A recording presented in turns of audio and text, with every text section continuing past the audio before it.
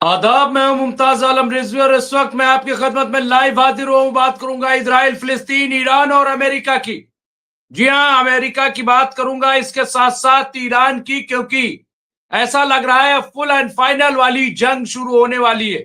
जिस तरह से सनसनी फैलाई जा रही है, जिस तरह से एक माहौल बनाया जा रहा है और जो इशारे आ रहे हैं वो बहुत ही इंपॉर्टेंट है, बहुत ही अहम है। और उसी की वजह से ऐसा लग रहा है कि जैसे ये जंग हो जाएगी। मैं चाहूंगा कि यहाँ पे हमारा टैब दे दें अशर साहब जहां भी हैं।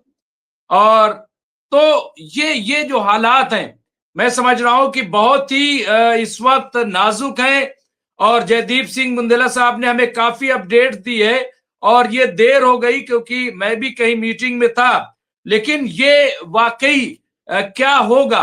हालांकि सऊदी अरब मुखालफत कर रहा है, तुर्की मुखालफत कर रहा है, इसके साथ साथ हमने देखा कि मुखालफत में कतर भी आया और ये सब चाहते हैं कि किसी तरीके से जंग ना हो। कतर ने तो यहां तक कहा था कि अगर जंग होती है तो मिडिल ईस्ट का नक्शा बदल जाएगा।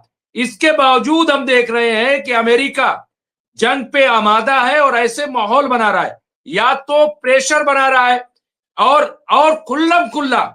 मैं समझता हूं कि शायद दुनिया में पहली बार ऐसा हो रहा हो कि खुल्लम खुल्ला कोई मुल्क ये कहे किसी मुल्क के लोगों को कि तुम आग लगाओ, तुम दंगे करो, तुम फसाद करो, मारकाट करो। अरे भाई, क्यों क्यों ये कह रहा है अमेरिका?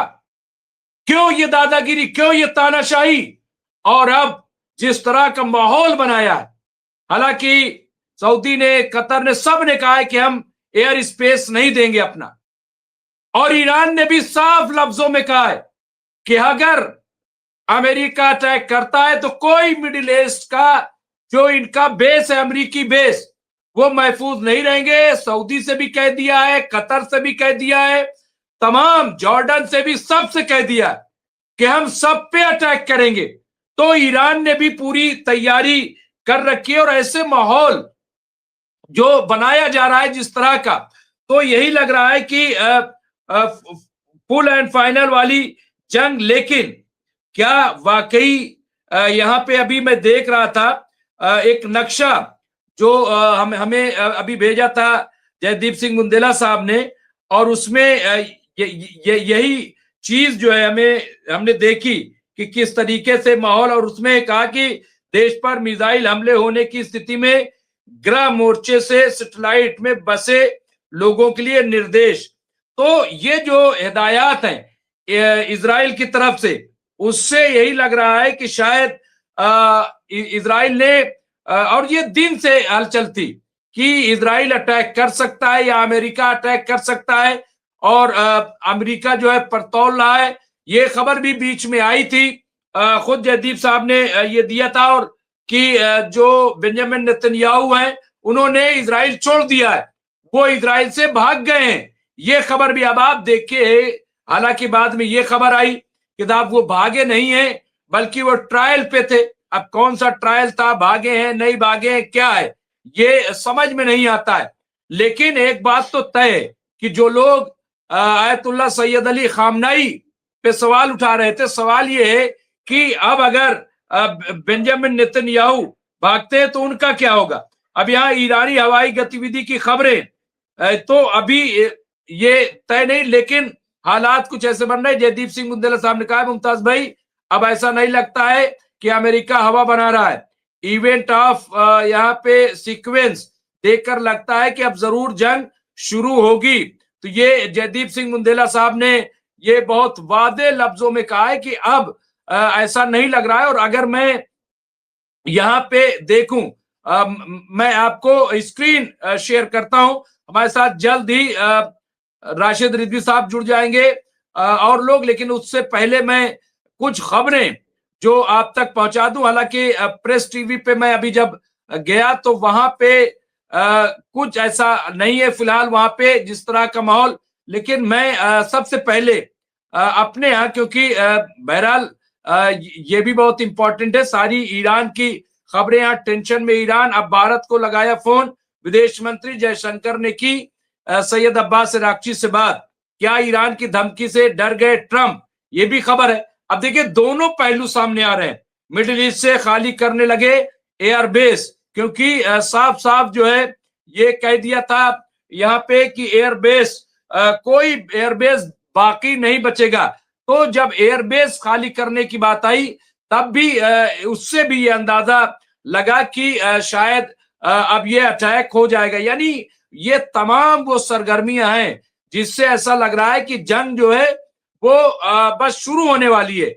और अभी मैं बात कर रहा था कुछ और जो एक्सपर्ट हैं, तो उन्होंने भी कहा कि ये आज जो है वो कुछ ना कुछ ऐसा हो सकता है। या ईरान की धमकी के बाद अमेरिका ने मिडिल ईस्ट में अपने अहम सैन्य ठिकानों से कुछ कर्मचारियों को हटाना शुरू किया है। कतर के अल उदैद एयरबेस से भी कुछ लोगों को बाहर जाने की सलाह दी गई। इसी तरीके से आपने सुना होगा कि हिंदुस्तान के सिफारत खाने ने भी ये गाइडलाइन जारी की है कि वो भी छोड़ दें। अब यहाँ पे एक और मैं ठीक हूं, आप टेंशन मत लेना, ईरान में पढ़ रही भारतीय बेटी का परिवार को संदेश, बताया कैसे हालात।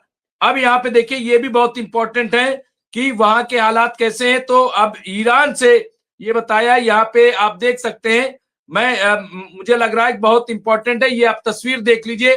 और इसके बाद क्या कहा है जो ईरान में बेटी है, वो भी मैं समझता हूँ बहुत इंपॉर्टेंट है और वो देख लेना चाहिए। और धीरे धीरे में यहाँ पे ईरान इन दिनों हिंसा की आग में जल रहा है, हालात दिन ब दिन खराब होते जा रहे हैं। ये यहाँ के रमन सैनी है, उन्होंने ये रिपोर्ट लिखी है।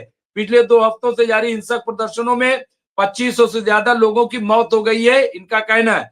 भारत ने अपने नागरिकों को फौरन ईरान छोड़ने की सलाह दी है। इंटरनेट शटडाउन किए जाने के बाद ईरान में पढ़ रहे भारतीय मेडिकल छात्रों और उनके अहले खाना जो है काफी फिक्रमंद है। इस बीच ईरान में रह रही एक कश्मीरी छात्रा ने अपने परिवार को वीडियो पैगाम भेजा है जिसमें वहां के हालात के बारे में बता रही है, साथ ही अपने परिवार की खैरियत भी पूछती है। वीडियो में छात्रा कहती है कि अस्सलाम वालेकुम अम्मी अब्बू, आप सभी कैसे हैं, मैं यहाँ ठीक हूँ। ये मेरी दोस्त शायसा का फोन है, उसे घर आना था, उसी के फोन से मैंने ये वीडियो रिकॉर्ड कर रही हूँ ताकि वो आपको ये वीडियो सेंड करे और आप सभी को पता चल सके कि मैं ठीक हूं और जिंदा हूं।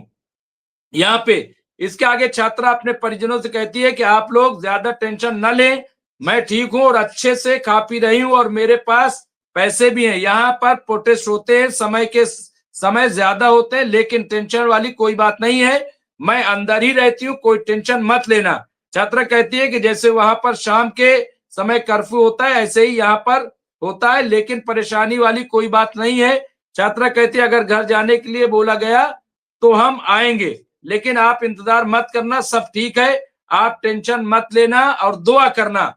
ये यहाँ पे आप देखिए, तो इससे कम से कम ये अंदाजा लगाया जाना चाहिए।